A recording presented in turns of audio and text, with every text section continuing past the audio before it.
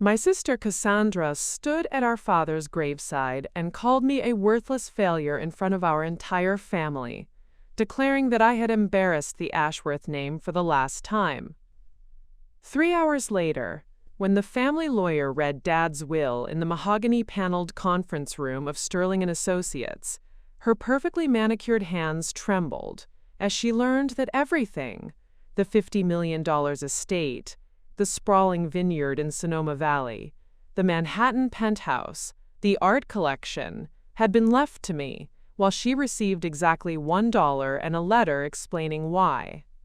The crystal water glass she'd been holding slipped from her fingers and shattered across the Persian rug, just like her lifelong certainty that she was Daddy's golden child. Before we jump back in, tell us where you're tuning in from, and if this story touches you, make sure you're subscribed, because tomorrow I've saved something extra special for you.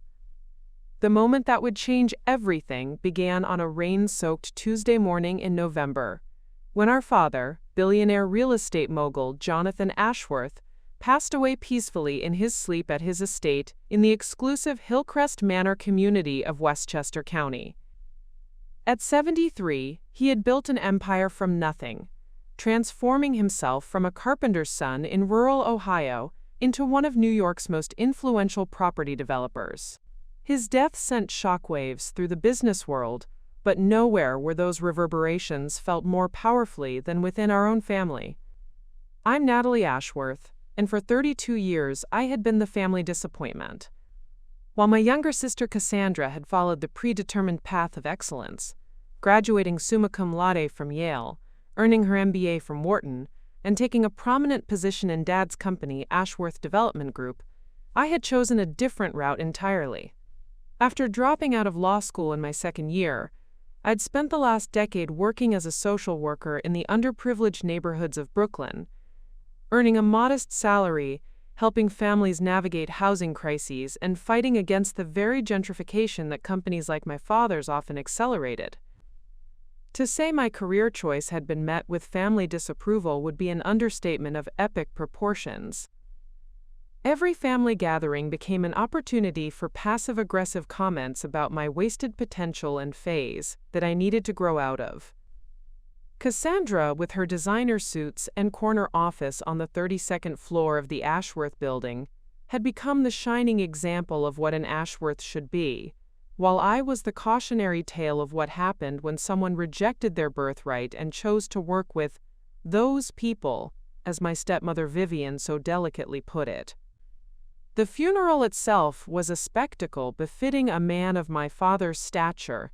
St. Patrick's Cathedral was packed with New York's elite, mayors and governors, CEOs and celebrities, society matrons whose names graced museum wings and charity galas. The service was everything Cassandra had orchestrated it to be: elegant, prestigious, and utterly impersonal.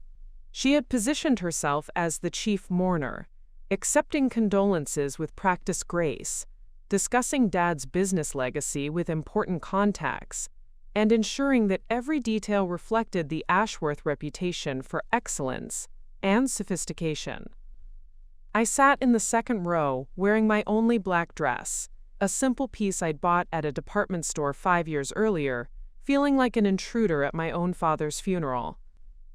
Cassandra had made the seating arrangements, naturally placing herself, her husband Bradford, and stepmother Vivian in the front row, while relegating me to what she probably considered an appropriately lesser position. Throughout the service, I caught the whispered conversations and sideways glances from family friends who wondered why the successful daughter was front and center, while the social worker one sat behind them like a distant relative. The real humiliation came at the cemetery, as we stood around the mahogany casket adorned with white roses and surrounded by floral arrangements that cost more than most people's monthly salaries. The November wind whipped through the bare trees of Woodlawn Cemetery, where generations of New York's most powerful families had been laid to rest among towering monuments and elaborate mausoleums that proclaimed their earthly achievements for eternity. As the priest concluded his final prayers and began to step away, Cassandra seized the moment to deliver what she clearly believed would be her defining statement as the new head of the Ashworth family. She stepped forward, her black Valentino coat pristine despite the weather, her blonde hair perfectly styled despite the wind, and addressed our gathered relatives with the authority of someone who had never questioned her place in the world. "I want to thank everyone for being here today to honor our father's remarkable legacy," she began, her voice carrying clearly across the assembled crowd of cousins, aunts, uncles, and family friends. "Jonathan Ashworth built something extraordinary, and it's our responsibility to ensure that his vision continues through those of us who truly understand and embody the values he held dear."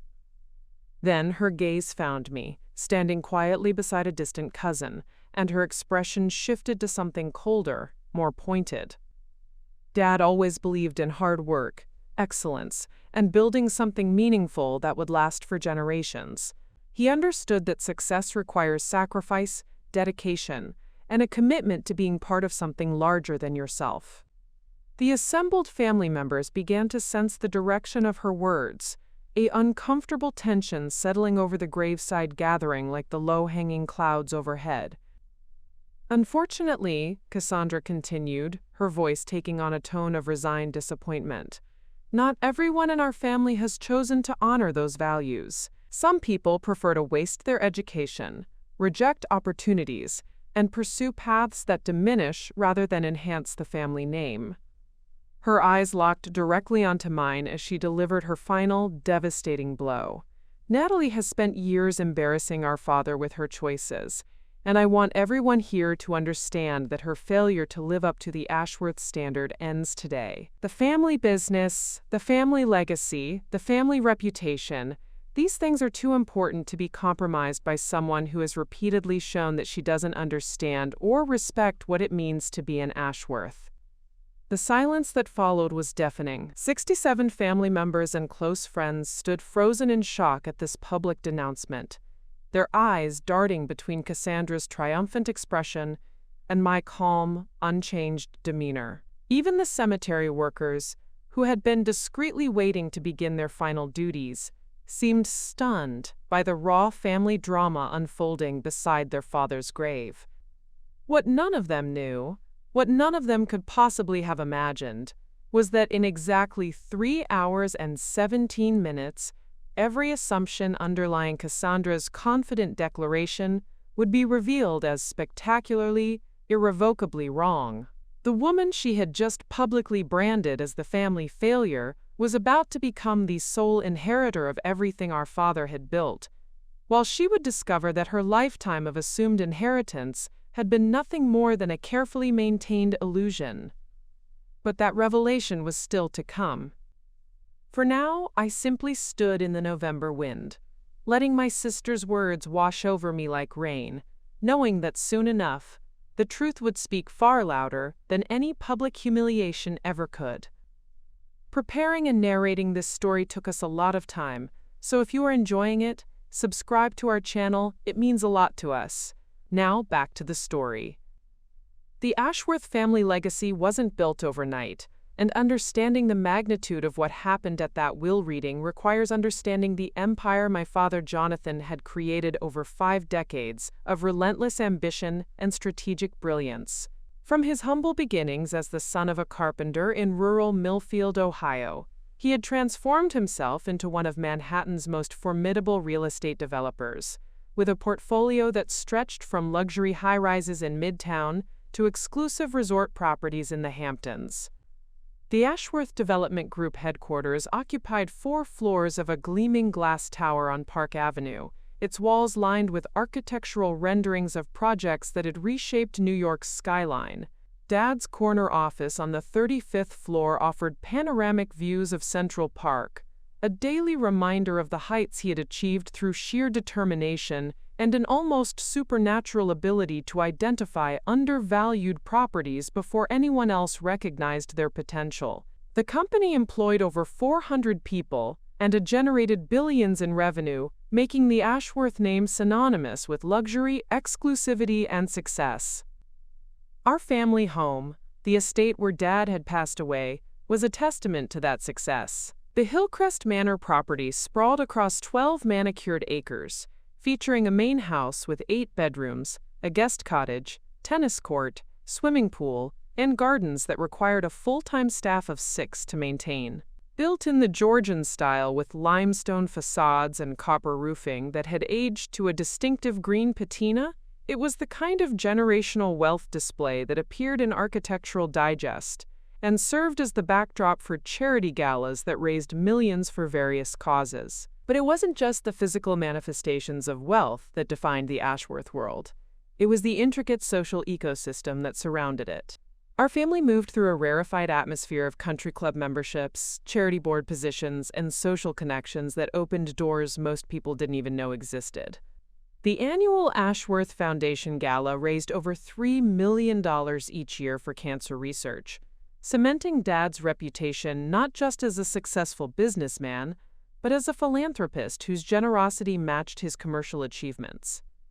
Within this carefully constructed universe, everyone had their designated role, and for the past decade, Cassandra had positioned herself as the natural successor to Dad's empire.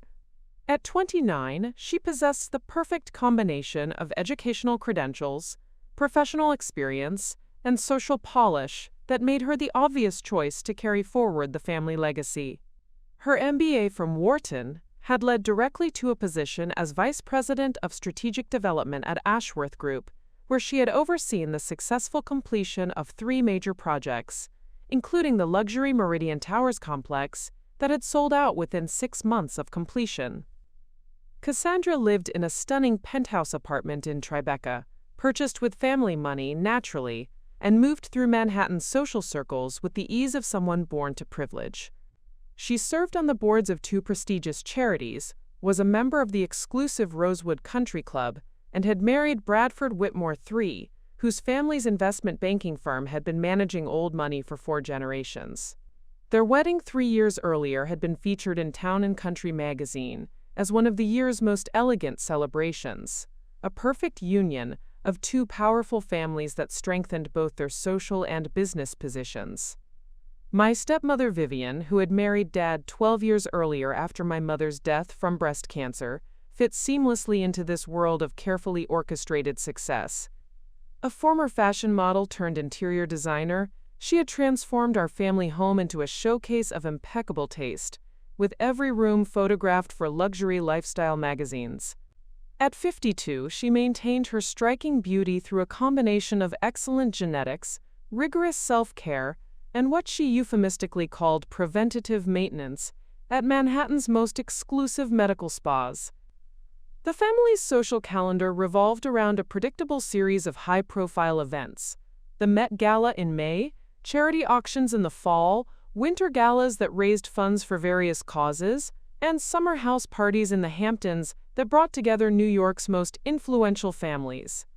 At each of these gatherings, the Ashworth family presented a united front of success, sophistication, and social responsibility, with Cassandra increasingly taking center stage as the articulate, accomplished daughter, who would eventually inherit both the business empire and the social obligations that came with it.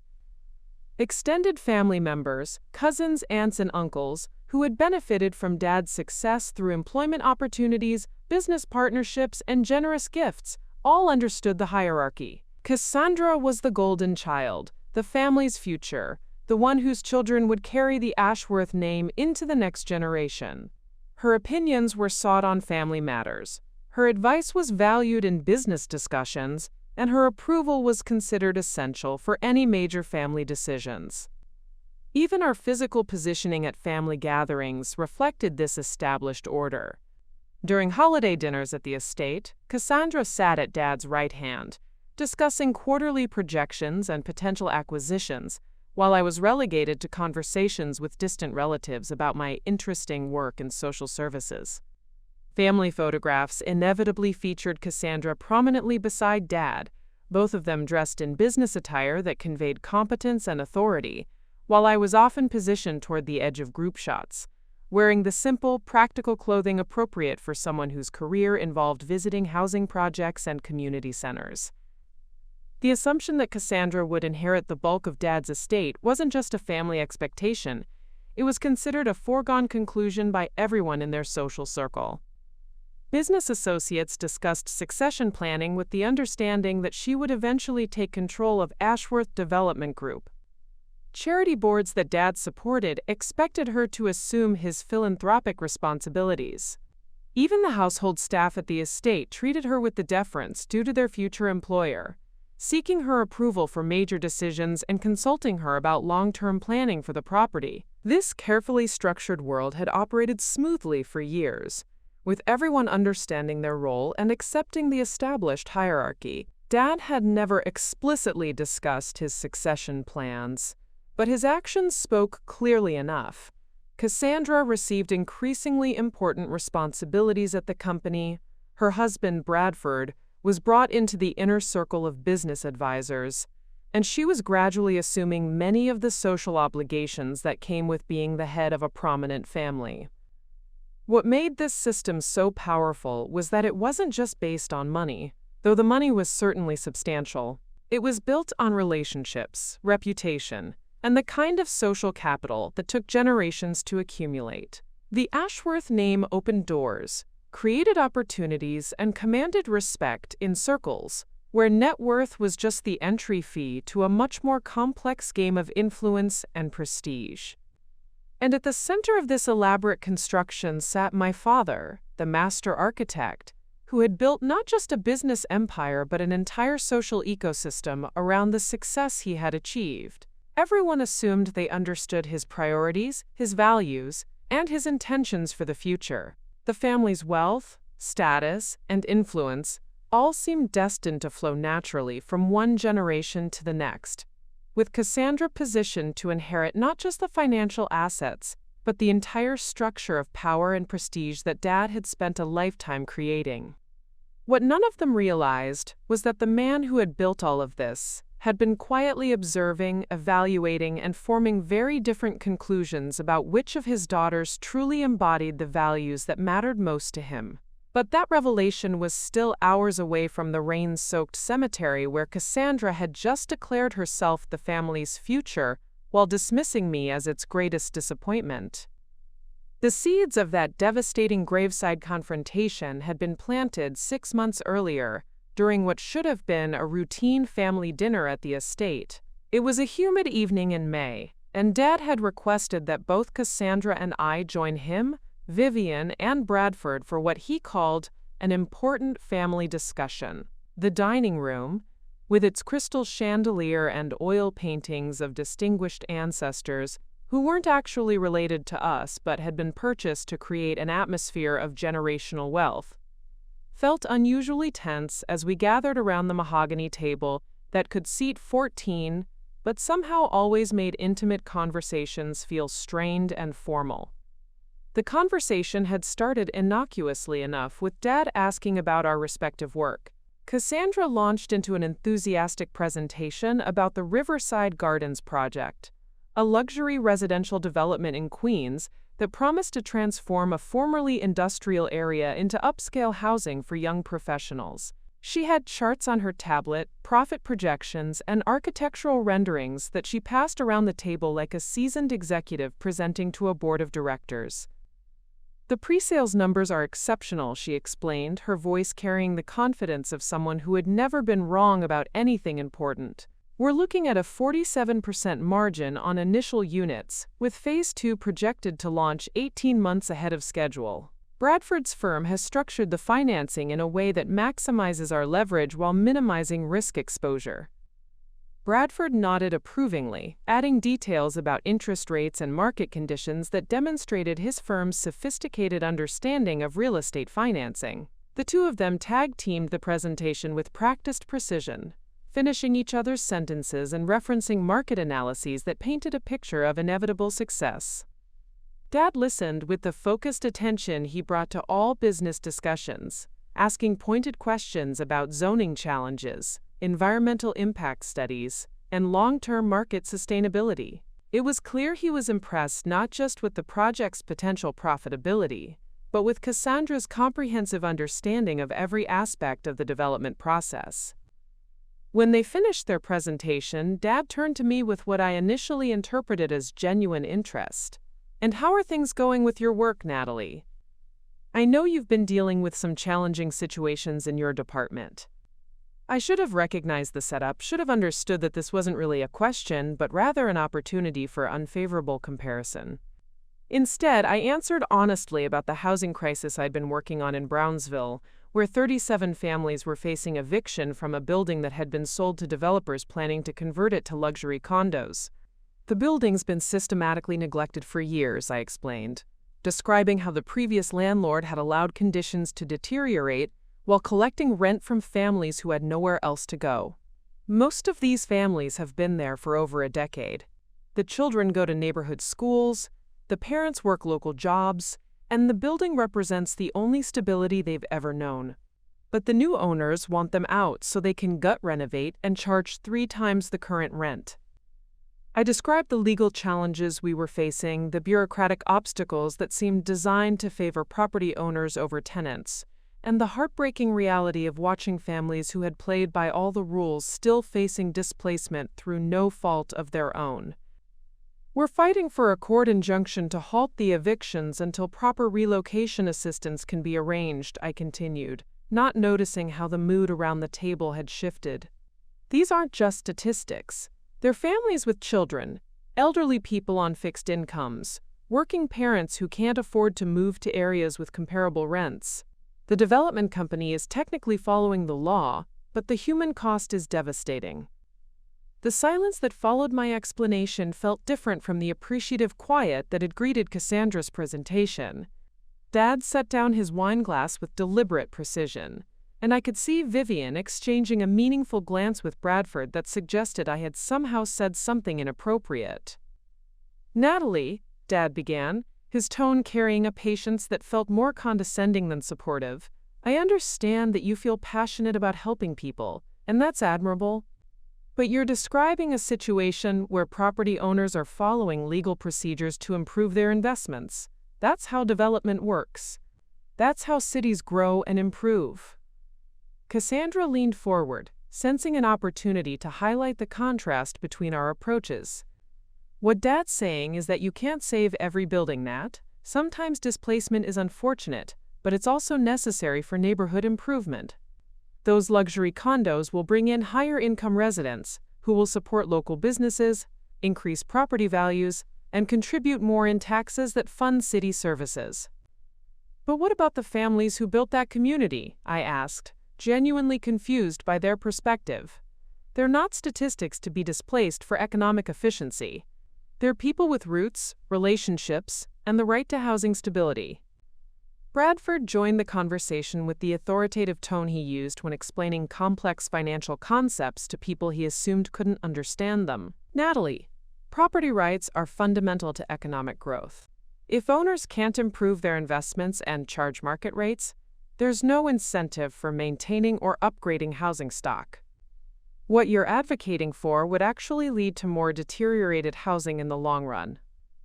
The debate that followed revealed a philosophical chasm that went far beyond this specific case. They saw development as progress, improvement, and economic vitality. I saw it as a system that prioritized profit over people, treating housing as a commodity rather than a human right. They spoke about market forces and economic efficiency. I talked about community displacement and social justice. Dad listened to this exchange with growing frustration, his expression shifting from mild disappointment to something approaching anger. Finally, he set down his fork and addressed me directly. "Natalie, I need you to understand something," he said, his voice carrying the authority of someone who had built an empire through decisive action rather than endless debate. "I didn't build this company by worrying about every person who might be inconvenienced by progress. Development requires tough decisions. Sometimes that means existing tenants have to find new places to live. That's not cruelty, that's economics." He gestured around the dining room, encompassing the crystal, the artwork, the obvious signs of wealth that surrounded us. "Everything you see here, Everything our family has achieved came from making practical decisions based on market realities, rather than sentimental attachments to the way things used to be. Your sister understands this. She sees the bigger picture. Cassandra sat straighter in her chair, clearly pleased with this endorsement of her worldview. Exactly. You can't let individual hardship cases prevent you from seeing the overall benefits of development. Those families in Brownsville will find other places to live, probably in areas with better schools and safer neighborhoods. Meanwhile, the property improvements will benefit the entire community. I felt something crack inside me as I realized how fundamentally different our values were. Those families can't afford better neighborhoods, Cassandra. They'll end up in worse housing further from their jobs, if they can find housing at all. We're not talking about voluntary relocation. We're talking about forced displacement of vulnerable people so that wealthy developers can maximize profits. The temperature in the room seemed to drop several degrees. Dad's jaw tightened in the way that had always signaled the end of discussions that weren't going his way.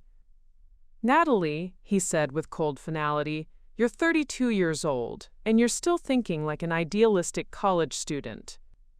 The world doesn't run on good intentions and social justice theories. It runs on practical decisions made by people who understand how economics actually works." He leaned back in his chair, studying me with an expression I had never seen before. Not just disappointment, but something approaching disdain. "Your sister is building something meaningful with her life. She's contributing to the family business, creating value, generating employment for hundreds of people. What are you contributing exactly? Besides fighting against the very system that provided you with every advantage you've ever had?" The question hung in the air like an accusation. Vivian looked uncomfortable but said nothing. Bradford studied his wine glass as if it contained fascinating secrets. Cassandra watched with barely concealed satisfaction as Dad dismantled my life choices with surgical precision. "I'm contributing to families who need advocacy," I said quietly, knowing even as I spoke that my words would be dismissed. "I'm working to ensure that development doesn't come at the expense of vulnerable communities." Dad shook his head with the exhausted patience of someone explaining basic mathematics to a stubborn child. "You're working against progress, Natalie. You're fighting against the very forces that built everything you've benefited from. And frankly, I'm tired of watching you waste your education, your opportunities, and your potential on causes that will never amount to anything more than temporary obstacles to inevitable development." The dinner ended in strained silence, with Dad excusing himself early and Cassandra lingering to discuss weekend plans with Vivian as if nothing significant had happened. But something had shifted that night, a fundamental recognition that I would never fit into the family's vision of success, and that my values were not just different from theirs, they were actively opposed to everything they had built their lives around. That conversation became the template for every subsequent family interaction. My work dismissed as naive idealism, their approach celebrated as practical wisdom, and the growing certainty that I had somehow fundamentally failed to understand what it meant to be an Ashworth. What none of us realized was that Dad had been watching those exchanges with far more complexity than any of us understood, evaluating not just our professional achievements but our character, our values, and our understanding of what truly mattered in life. But those insights would remain hidden until the moment when they would change everything. What happened next would puzzle my family for months afterward, though they never understood the significance of my reaction until the lawyer's office revealed everything.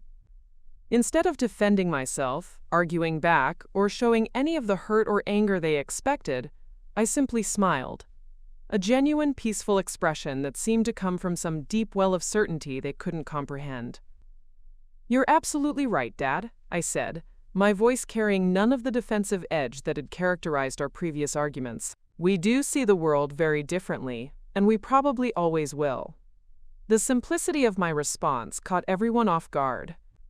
Cassandra had been preparing for another heated debate about social justice versus economic reality, ready to deliver additional arguments about market efficiency and practical development strategies. Bradford was positioning himself to provide supporting evidence about property rights and investment fundamentals. Even Vivian had arranged her expression into the sympathetic but firm look she used when family discussions required delicate mediation. But my calm acceptance deflated the confrontational energy that had been building around the table. Dad stared at me with visible confusion, his business-trained mind searching for the strategic angle behind my unexpected capitulation.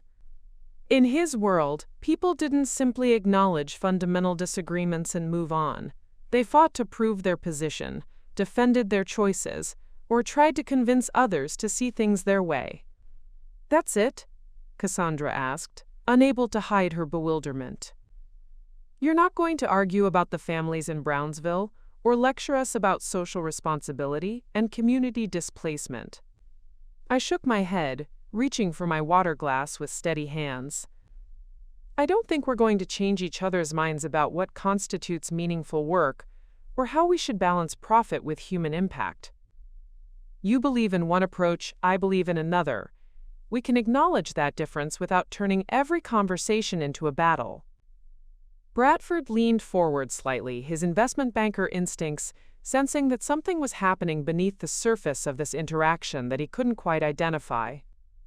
"But surely you must feel that your father's criticism was fair from his perspective," I interrupted gently. "Dad built an incredible business using principles and strategies that have proven successful over decades.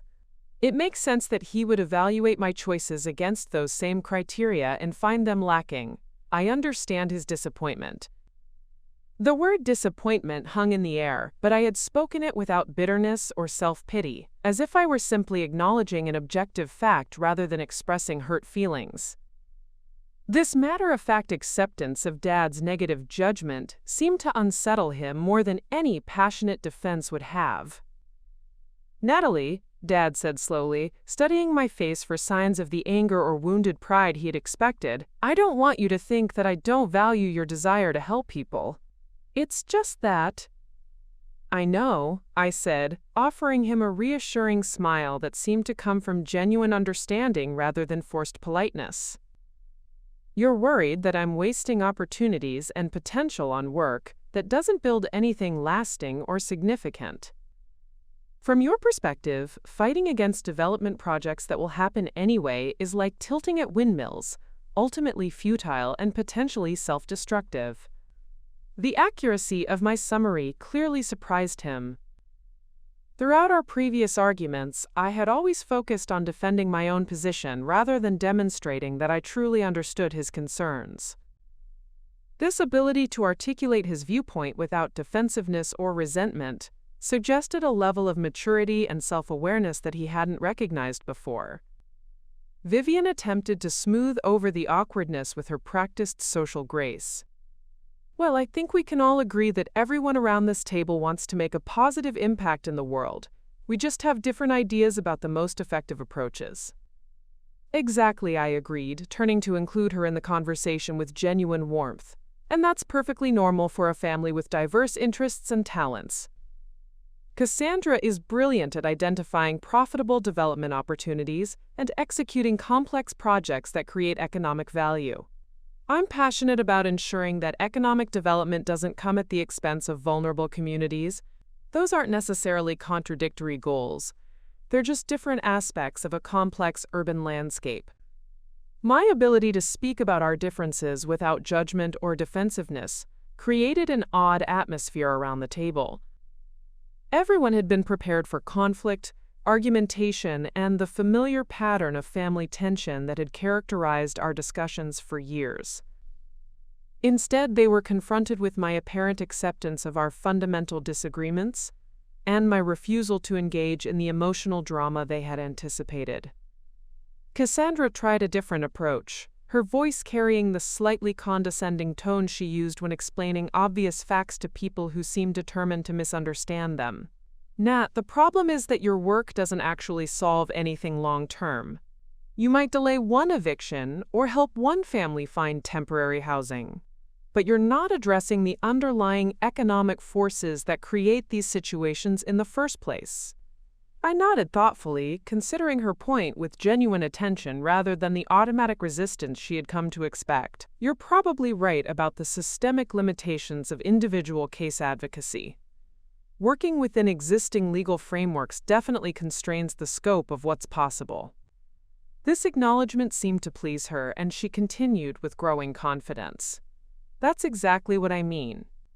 If you really want to help low-income families, you should be thinking about large-scale solutions, affordable housing development, public-private partnerships that create mixed-income communities, policy changes that incentivize developers to include affordable units in luxury projects. Those are interesting approaches, I agreed, surprising her with my willingness to engage with her suggestions. Have you considered incorporating any of those strategies into Ashworth Development Group's projects? It seems like there could be opportunities to demonstrate that profitable development and community benefit aren't mutually exclusive. The question caught her off guard because it treated her suggestions as legitimate possibilities rather than theoretical concepts she was using to prove a point. Dad's eyebrows raised slightly as he observed this unexpected turn in our conversation, recognizing that I had managed to redirect the discussion toward practical implementation rather than ideological debate. Bradford cleared his throat, sensing an opportunity to contribute his financial expertise. Actually, there are some interesting tax incentives for mixed-income developments, and the city has been offering expedited permitting for projects that include affordable housing components. See? Cassandra said, her voice taking on the enthusiasm she always displayed when discussing business opportunities. If you understood the development process better, you could be advocating for policy changes that create win-win scenarios instead of just fighting against individual projects. I smiled at her excitement, genuinely pleased to see her engaged with the idea of incorporating social benefit into profitable development. You might be onto something there. I probably do spend too much time on reactive crisis intervention instead of proactive systems change. This admission of potential weakness in my approach created a moment of stunned silence around the table. In all our previous arguments, I had defended my work choices with passionate conviction, refusing to acknowledge any limitations or shortcomings in my methods. This willingness to consider criticism and entertain alternative approaches suggested a flexibility and open-mindedness that none of them had expected. Dad leaned back in his chair, his expression shifting from frustration to something approaching curiosity. Natalie, I have to ask, what's changed? 6 months ago, you would have spent 20 minutes explaining why Cassandra's suggestions were examples of co-opting social justice language to justify gentrification. Tonight, you're actually listening and engaging with ideas you would have rejected outright. The question was perceptive, recognizing that my behavior represented a fundamental shift in how I approached these family discussions. I took a moment to consider my response, wanting to be honest without revealing the deeper changes that had been occurring in my life over the past year.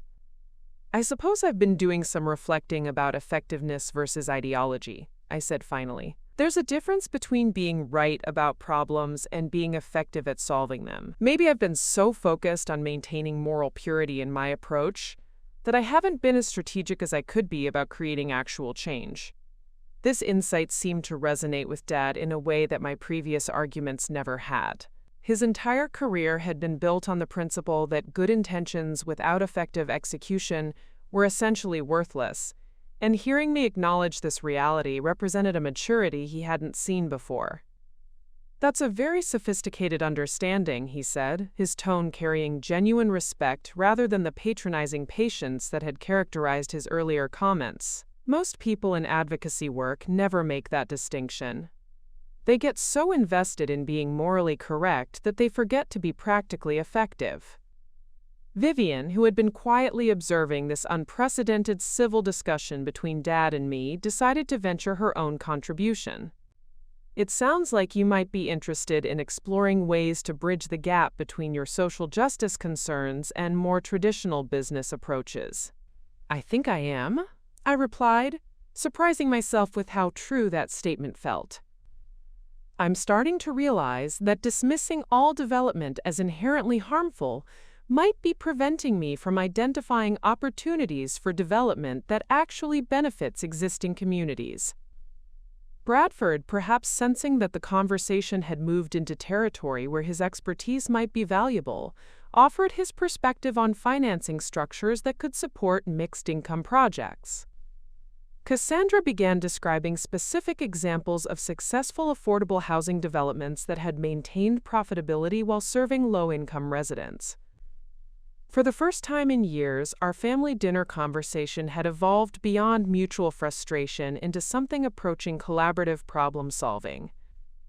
Dad watched this exchange with obvious interest, asking questions that demonstrated his willingness to consider how social impact might be integrated into traditional development strategies. What struck everyone at the table was my apparent comfort with uncertainty and change. Instead of defending fixed positions or clinging to established approaches, I seemed genuinely open to evolving my methods and considering new strategies. This intellectual flexibility, combined with my lack of defensiveness about past limitations, created an atmosphere of possibility that none of us had experienced in our family discussions before.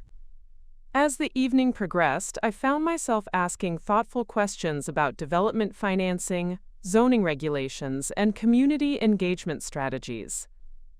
My inquiries demonstrated both genuine curiosity and enough background knowledge to engage meaningfully with technical concepts, suggesting that my understanding of the development process was more sophisticated than they had realized. By the time dessert was served, the conversation had transformed from a confrontation about fundamental values into an exploratory discussion about innovative approaches to urban development that could serve both economic and social goals. Dad, in particular, seemed energized by the possibility that his daughters might find ways to combine their different perspectives into something more comprehensive than either approach alone could achieve. What none of them understood was that this evening represented not an abandonment of my principles, but rather a strategic evolution in how I approached the work that mattered most to me. The calm confidence they had observed wasn't defeat or resignation. It was the quiet certainty of someone who had discovered new pathways to create change, pathways that would soon reveal themselves in ways that would astonish everyone around that table. What my family didn't know, what they couldn't possibly have imagined during that surprisingly civil dinner conversation, was that while they had been dismissing my work as naive idealism, I had been quietly building something that would revolutionize how affordable housing development actually functioned in New York City. The calm confidence they had observed that evening wasn't the result of newfound maturity or strategic thinking, but rather the quiet certainty that comes from knowing you've already solved the problems everyone else is still debating. For the past 3 years, while Cassandra had been developing luxury condos and Dad had been expanding into commercial real estate, I had been operating under a carefully constructed cover that allowed me to pursue development projects that nobody in my family would have believed possible. My official job title was Senior Housing Advocate at Brooklyn Community Legal Services, which, technically accurate, represented only a small fraction of what I actually did during my 60-hour work weeks. The real work had begun 18 months after that devastating dinner conversation, when I had realized that fighting individual eviction cases was exactly as futile as my family claimed. No matter how many families I helped find temporary solutions, the underlying problem remained unchanged. There simply wasn't enough affordable housing being created to meet the massive demand from working-class families who couldn't afford market-rate rents but earned too much to qualify for traditional public housing programs. Instead of accepting this reality or switching to Cassandra's approach of profitable luxury development, I had spent months researching innovative financing structures, studying successful affordable housing models from other cities, and networking with a completely different set of professionals than those who populated my family's world.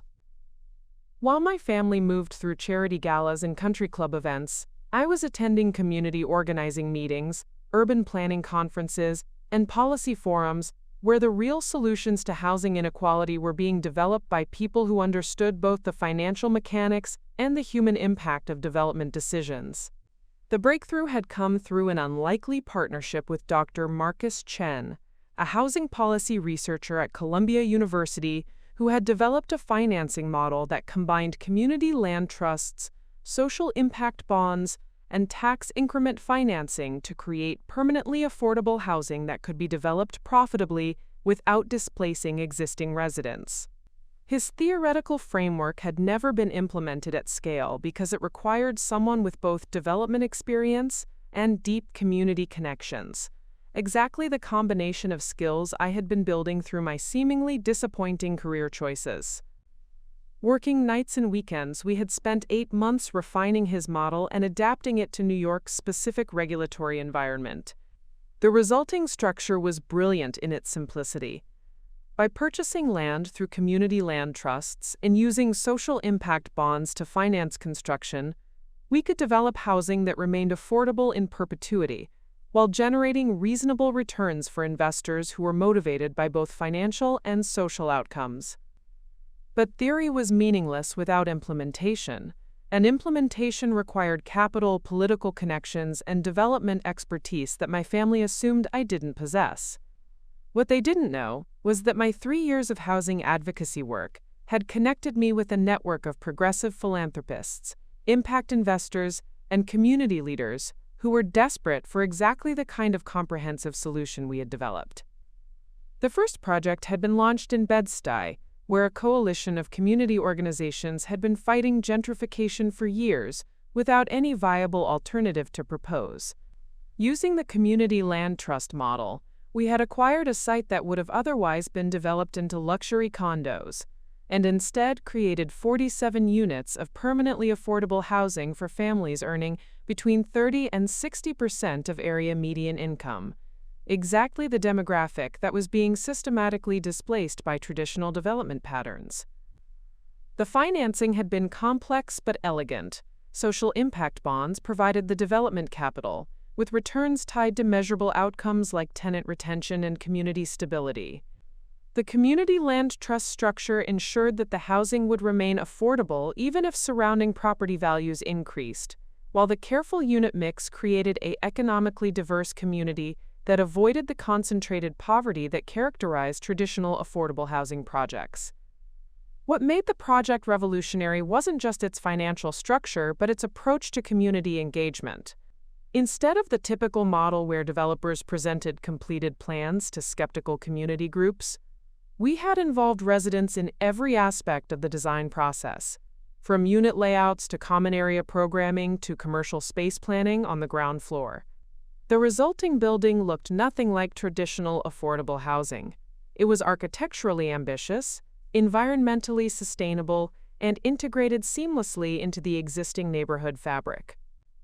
The success of that first project had attracted attention from impact investors, foundation program officers, and policy researchers who recognized that we had created a replicable model for affordable development that didn't require ongoing public subsidies or force existing residents to relocate.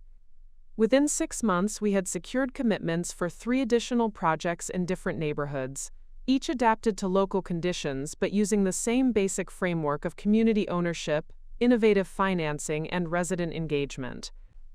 By the time of Dad's funeral, my secret organization, which we had named the Community Housing Collaborative, was managing a development pipeline worth over $200 million, with projects in various stages of planning and construction across 4 boroughs.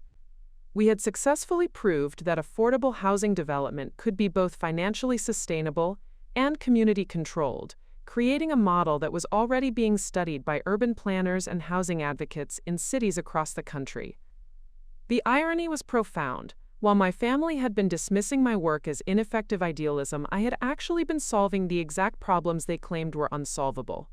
The difference was that I had approached the challenge from the community side rather than the profit side, building trust with residents and organizations that developers like Dad and Cassandra could never access, and using that trust to create development opportunities that traditional real estate companies couldn't even imagine.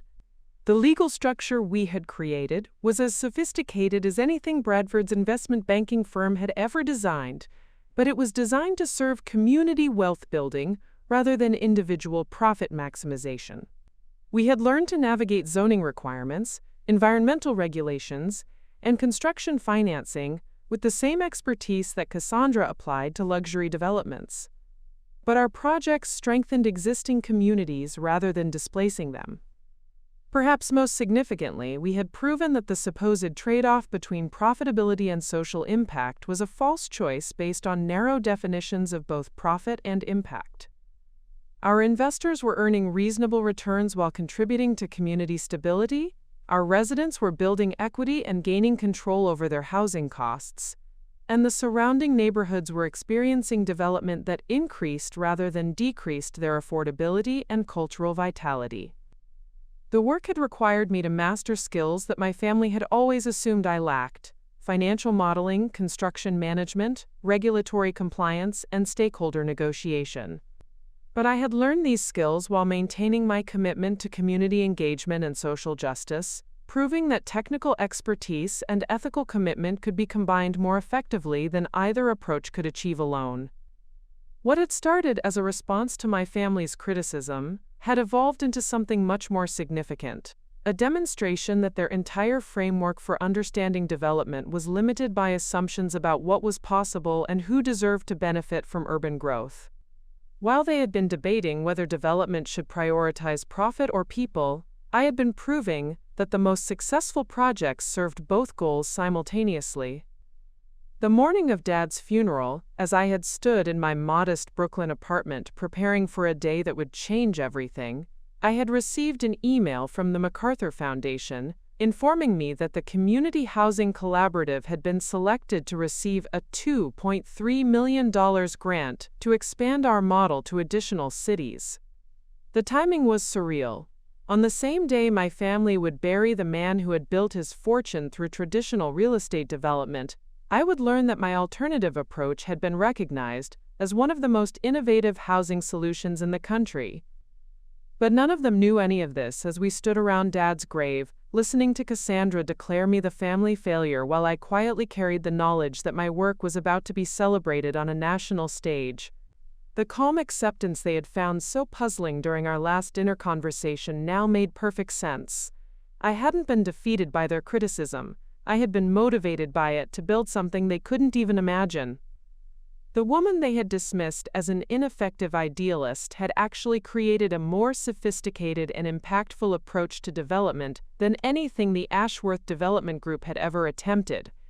But that revelation was still hours away from the rain-soaked cemetery, where my sister's confident pronouncements about family success and failure were about to be proven spectacularly wrong. The call that would shatter my family's carefully constructed narrative came at 10:47 a.m. on the Tuesday following Dad's funeral, just as the last of the out-of-town relatives were departing from the estate, and the household staff was beginning the process of returning the property to its normal operations.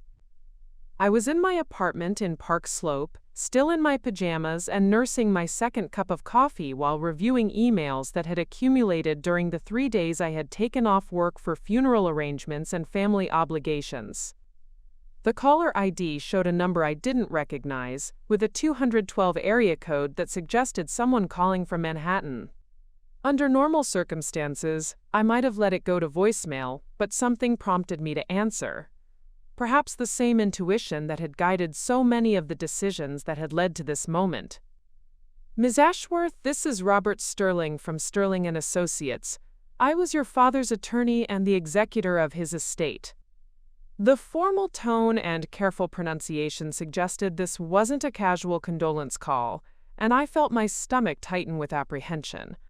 Estate attorneys didn't typically call beneficiaries directly, unless there were complications or unexpected developments that required immediate attention.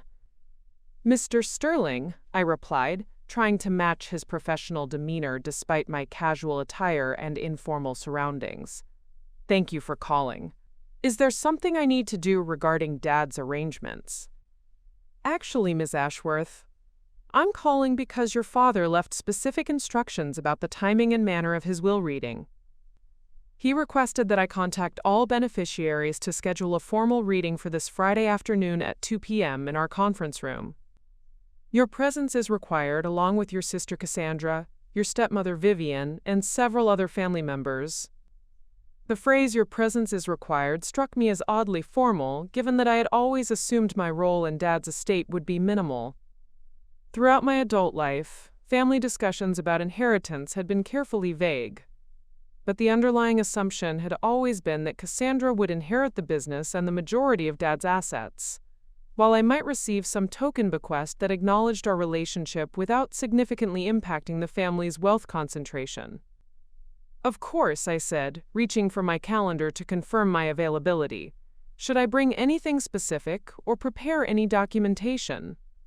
"No preparation is necessary on your part," Mr. Sterling replied, his tone carrying a slight hesitation that suggested there was more he wanted to say but felt constrained by professional obligations. "However, I should mention that your father's will contains some unusual provisions that he specifically requested I not discuss with anyone prior to the formal reading. He was quite insistent about this point."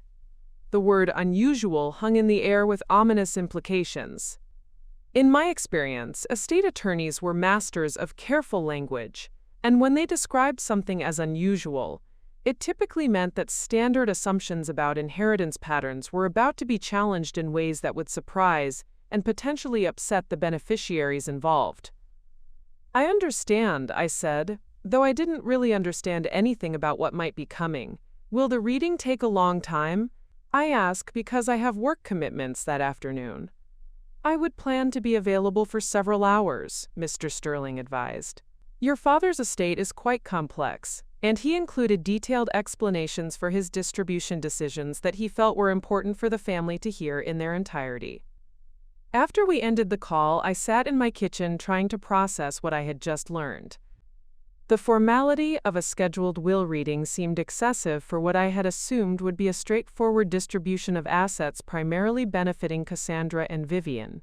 Dad had never been someone who enjoyed dramatic presentations or family theatrics, so his insistence on a formal reading with detailed explanations suggested that his estate plan contained elements that would require significant explanation or justification.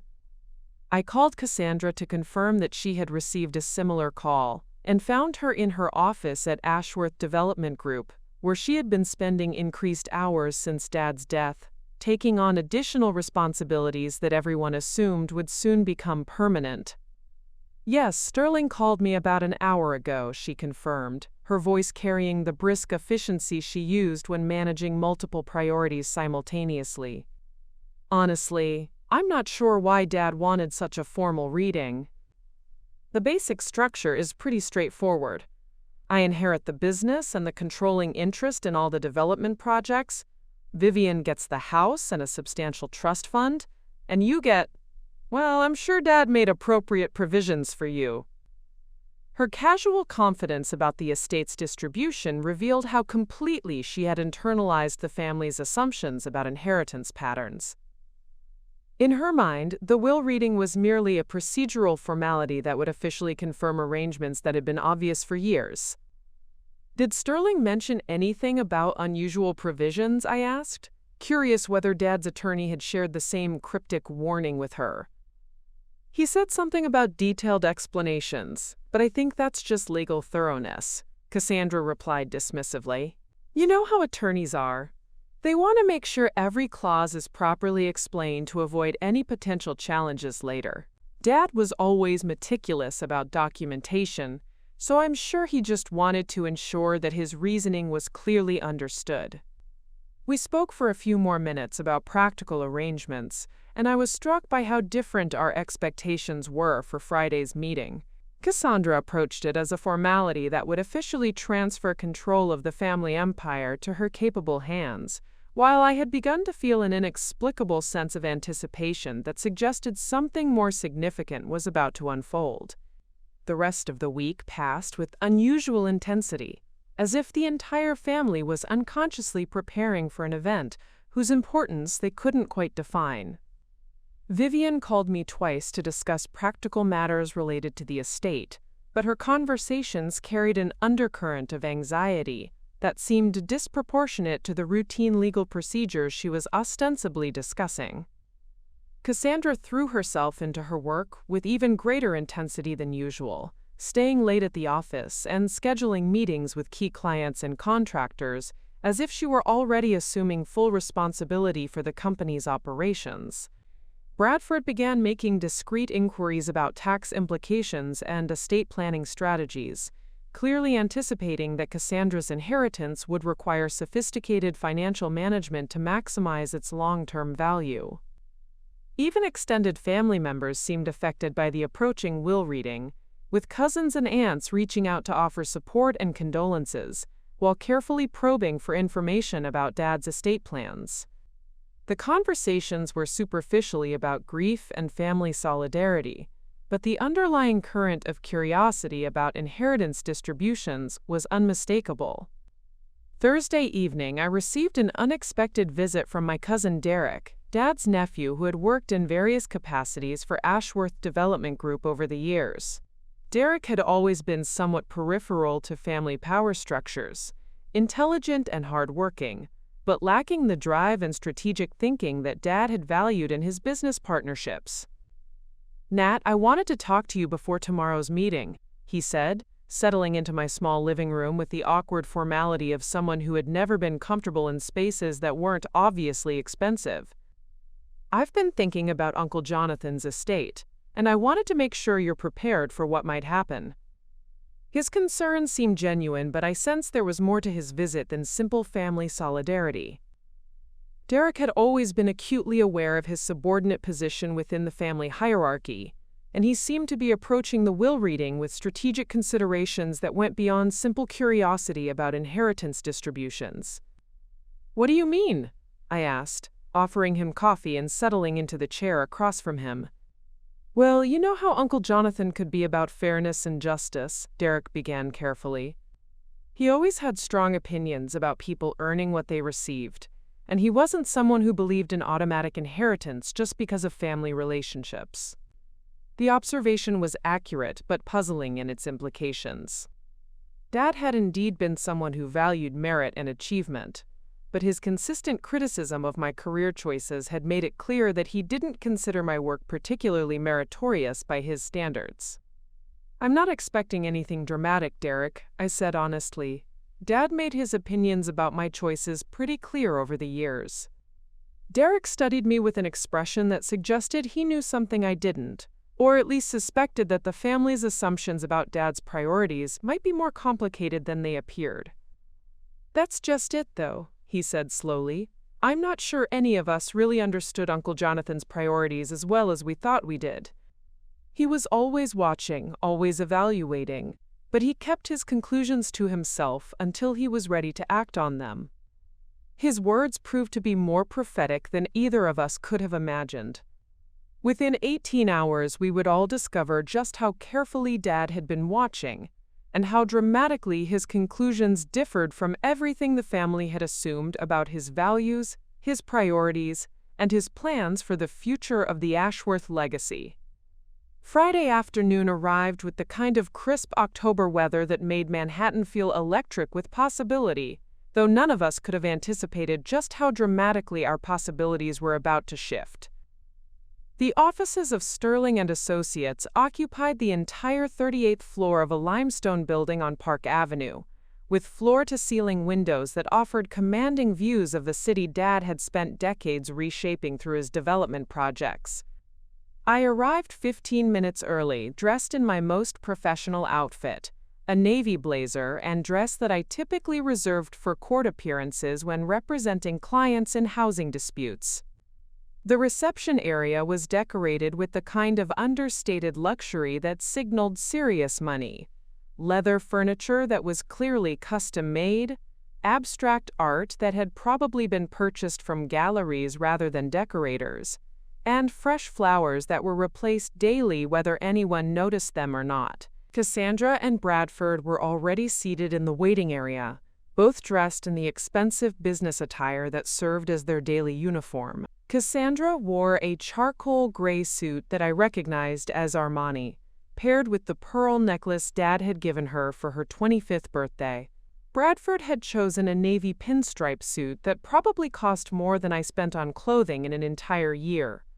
and his Italian leather briefcase suggested he had brought documents he expected to need for post-reading financial planning. They looked like what they were: successful executives preparing for a business meeting that would transfer substantial assets and responsibilities. Their posture, their expressions, and their quiet conversation about quarterly projections and client relationships all conveyed the confidence of people who knew exactly what was about to happen and were already making plans to manage their expanded responsibilities.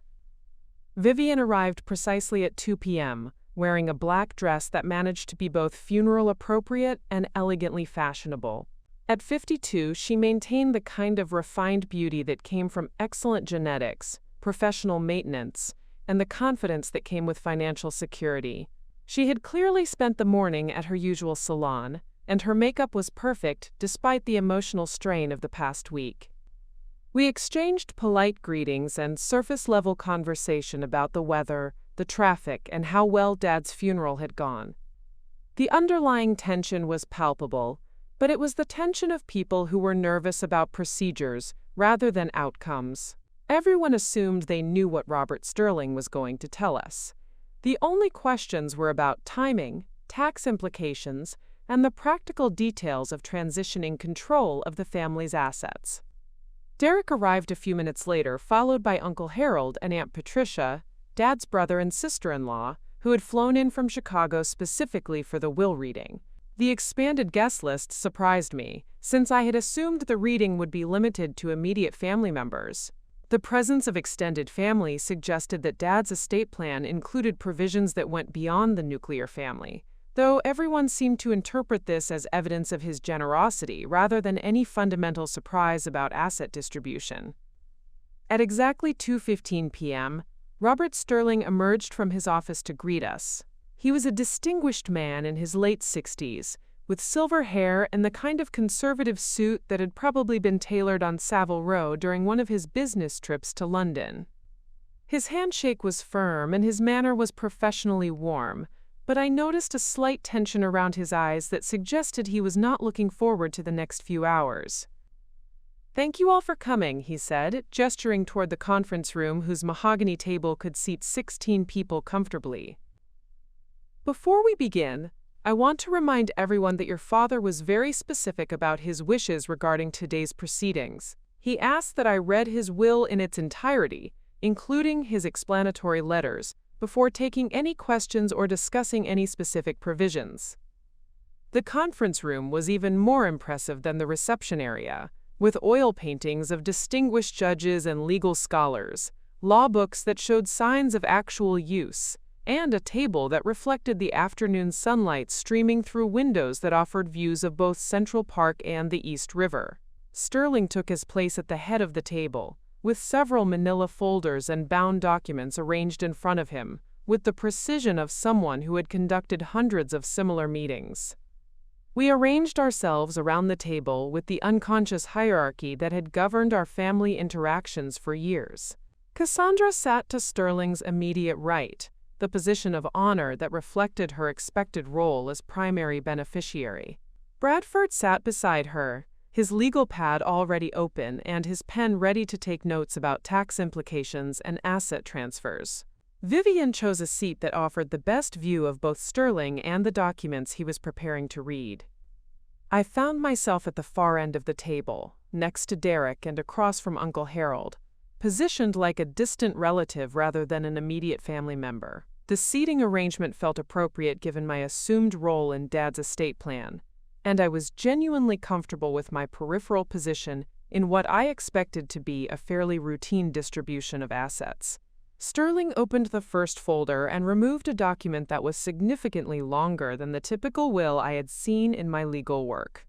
Most estate documents were relatively brief, with straightforward language about asset distribution and standard clauses about executor responsibilities.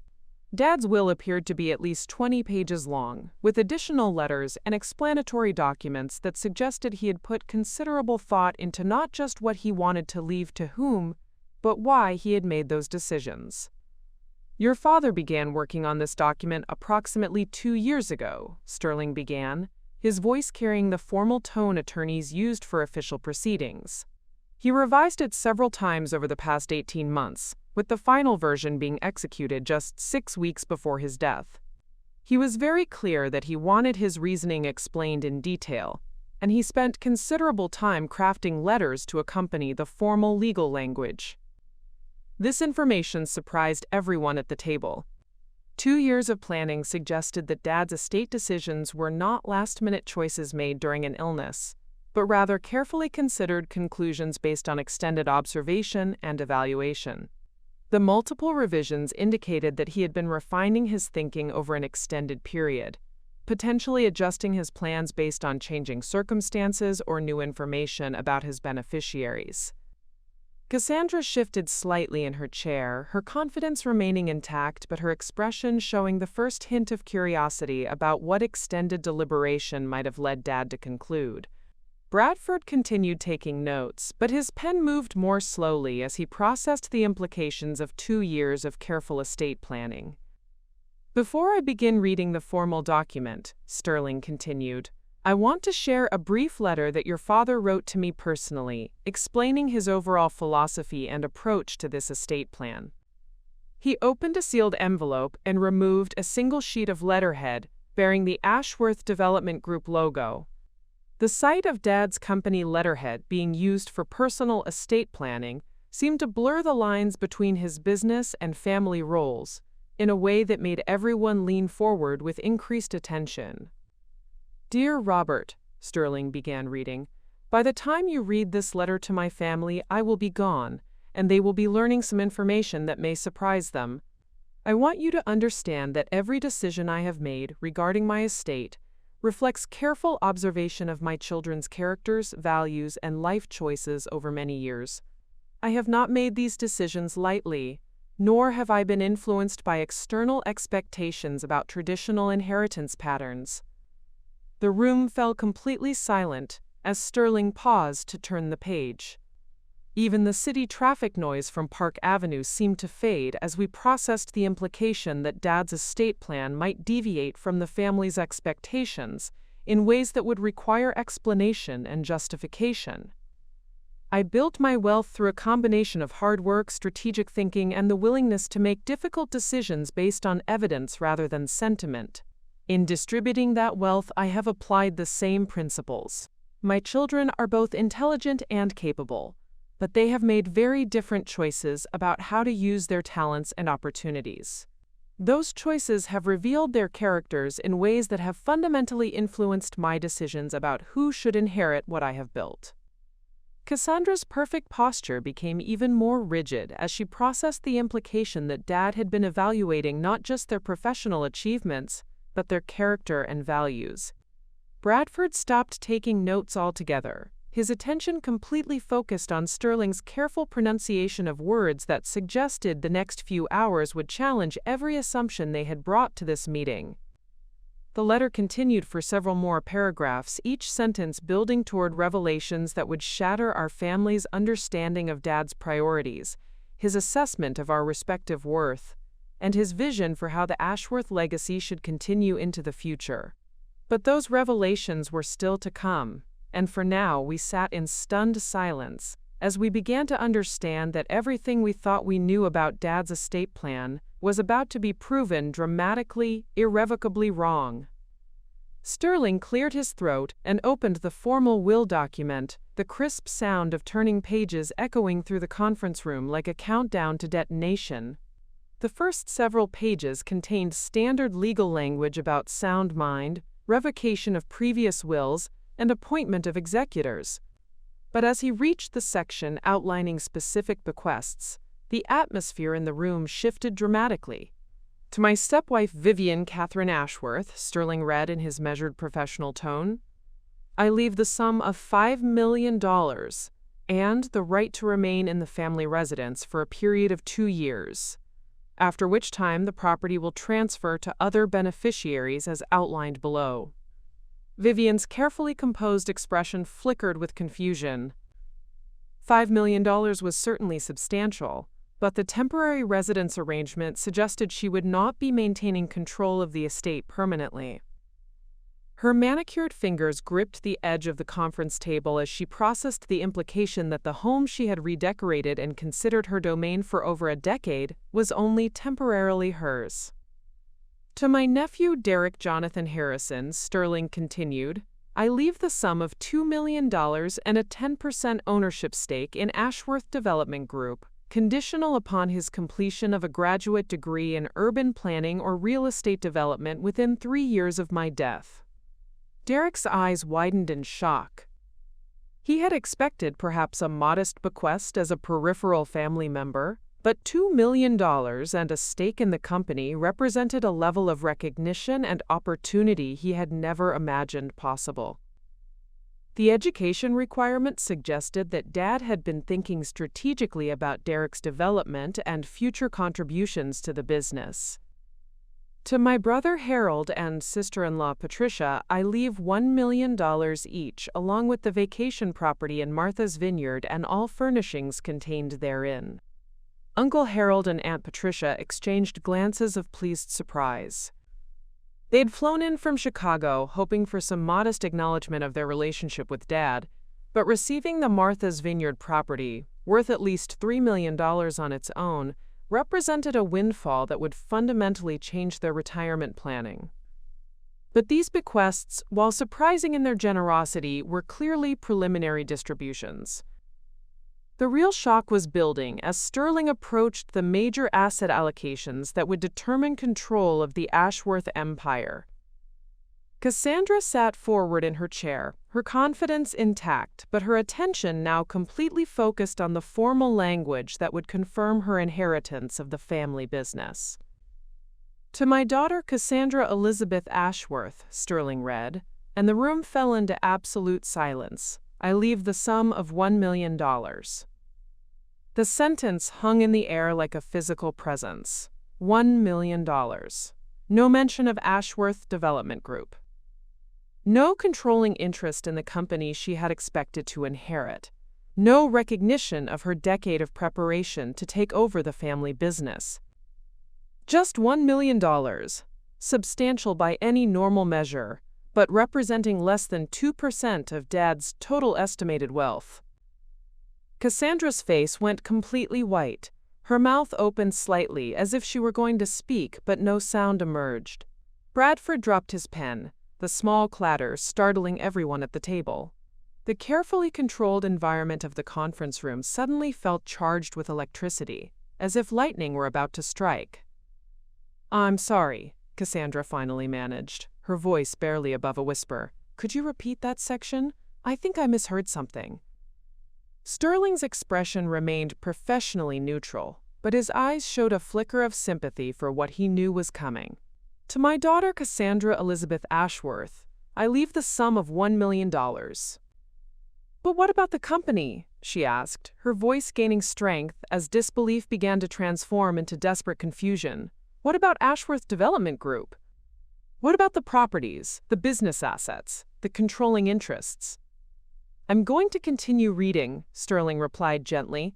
Your father's explanatory letters address his reasoning for all his decisions. Bradford had gone equally pale, his financial mind immediately calculating the implications of what they had just heard. If Cassandra was receiving only $1 million, then the major assets of Dad's estate, the business, the properties, the investment portfolios, were going somewhere else entirely.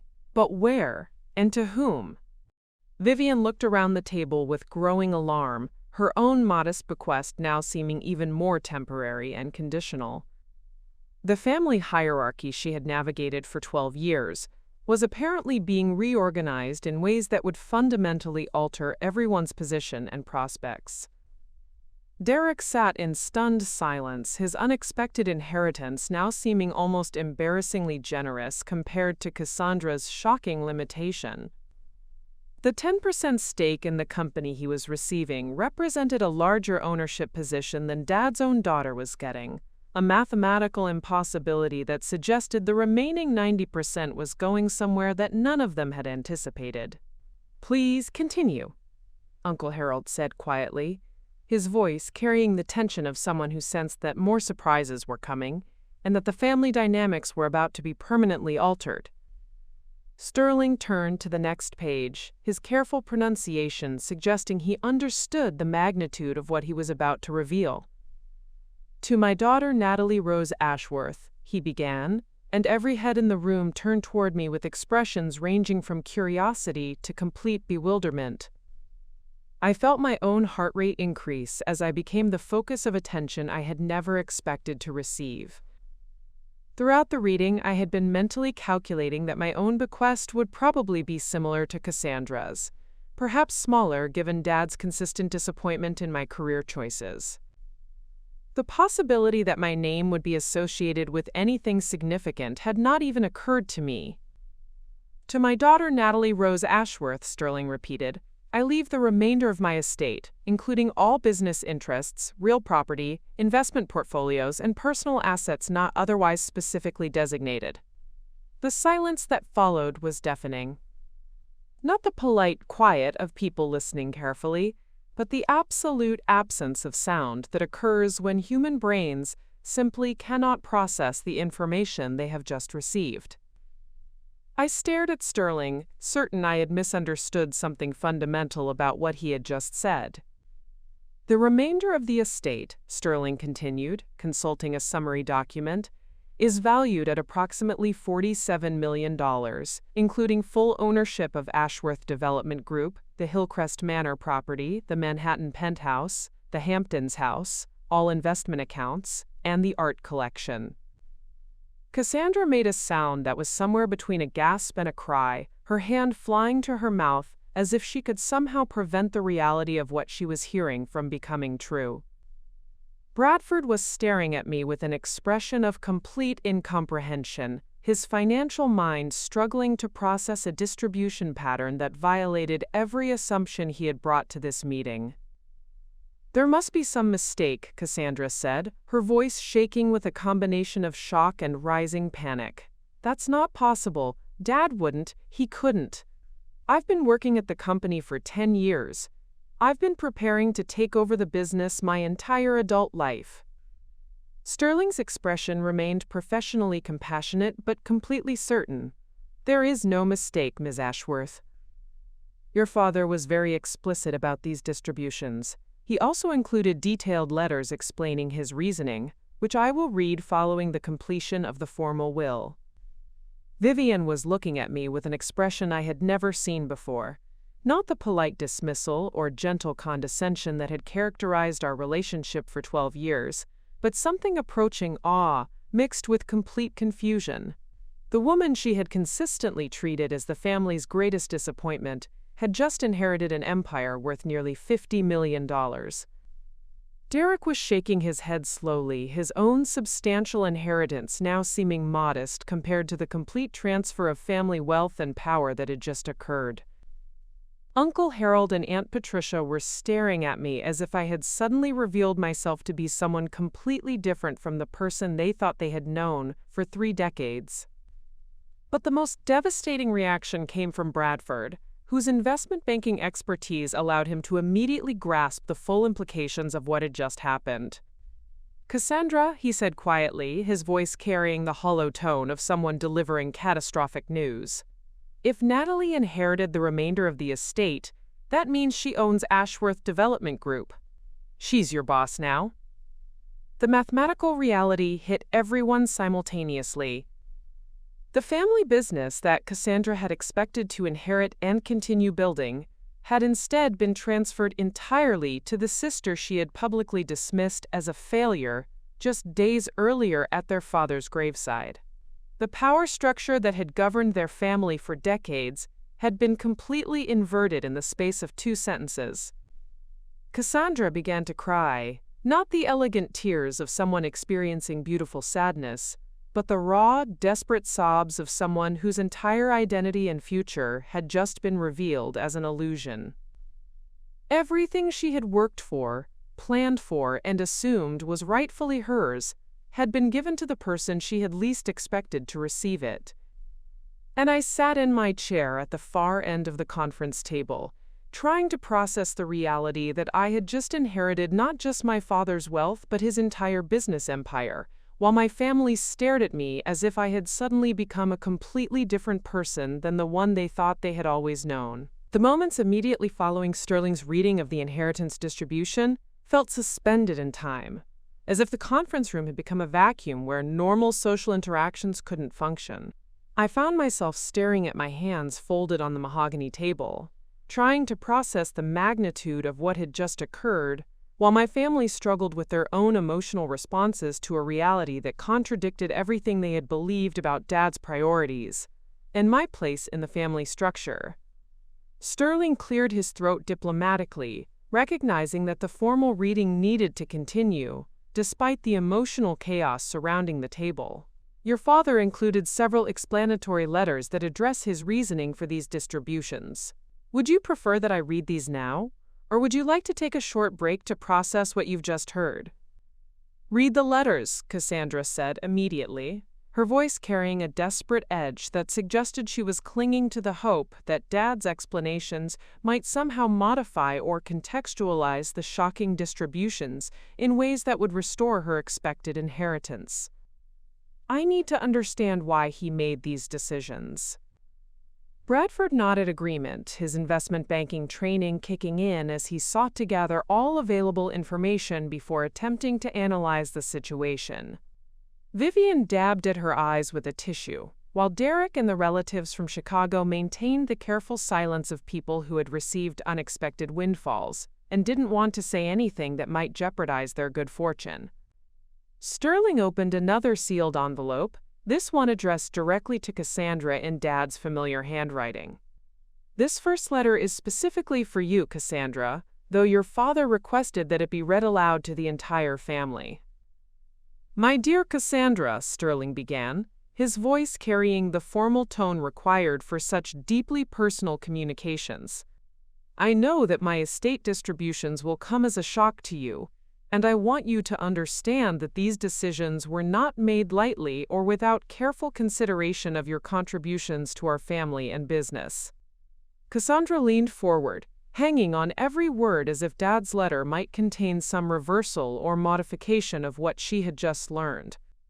You are brilliant, hardworking, and exceptionally talented at identifying profitable development opportunities. You have mastered every aspect of traditional real estate development that I could teach you, and you would undoubtedly be successful in continuing to build the kind of business empire that I created over the past 5 decades. This acknowledgement seemed to provide Cassandra with a momentary sense of validation, her posture straightening slightly as Dad's letter confirmed her competence and value in terms she had always hoped to hear. However, Sterling continued, and I could see Cassandra brace herself for what was coming next.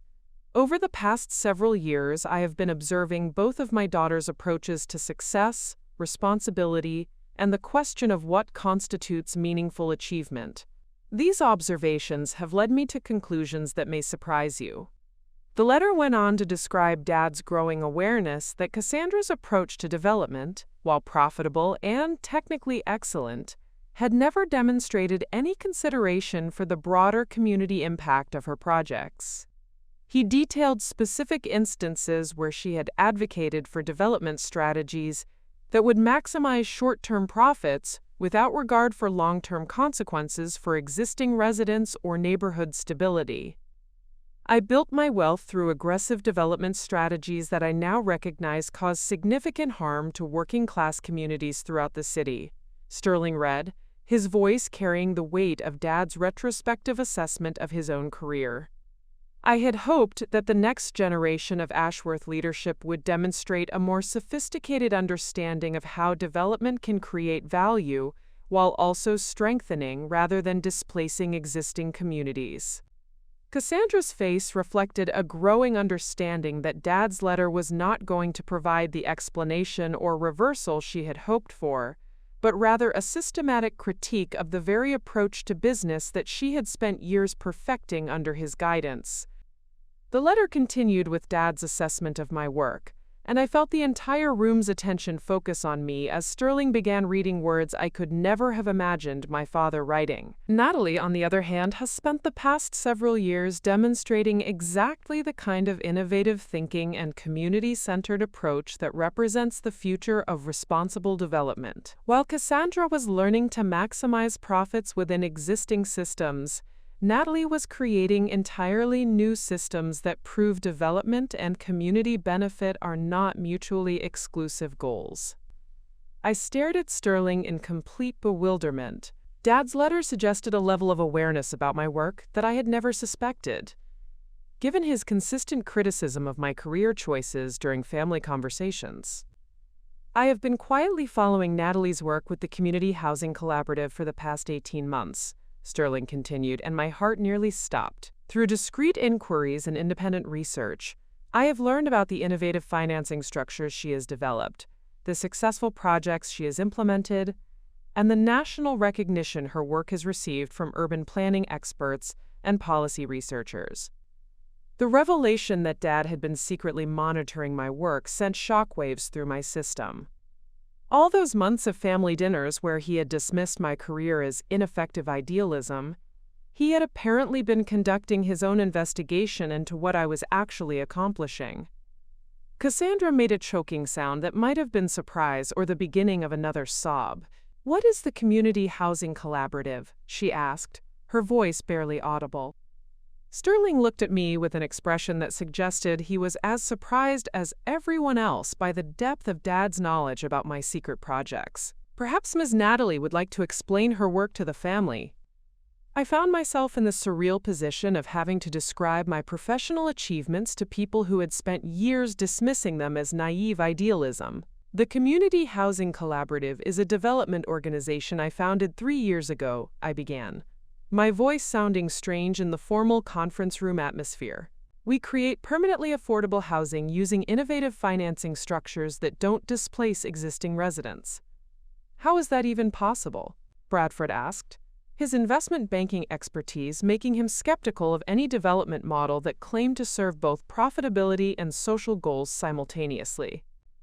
I explained the community land trust structure, the social impact bonds, and the resident engagement process that had made our projects successful. As I described the $200 million development pipeline and the MacArthur Foundation grant, I watched my family's expressions shift from confusion to something approaching awe. "You've been doing this work for 3 years?" Vivian asked, her voice carrying a new tone of respect that I had never heard before. "While we thought you were just working as a social worker." "The social work was part of it," I explained. "I needed to understand the communities I was working with and build trust with residents before any development could be successful. That's why the projects work. They're designed by the people who will live in them rather than imposed by outside developers." Cassandra was staring at me as if she were seeing me for the first time. "And Dad knew about all of this?" Sterling resumed reading from Dad's letter, which answered her question in detail. "I hired a private investigator to conduct a comprehensive review of Natalie's work approximately 6 months ago. The resulting report detailed projects that demonstrate exactly the kind of innovation and community leadership that I believe represents the future of ethical development. Her approach combines financial sustainability with social responsibility in ways that my generation of developers never achieved." The letter went on to describe Dad's recognition that I had solved problems he hadn't even known how to approach, creating development models that served both community needs and investor expectations, without requiring the kind of community displacement that had characterized his own career.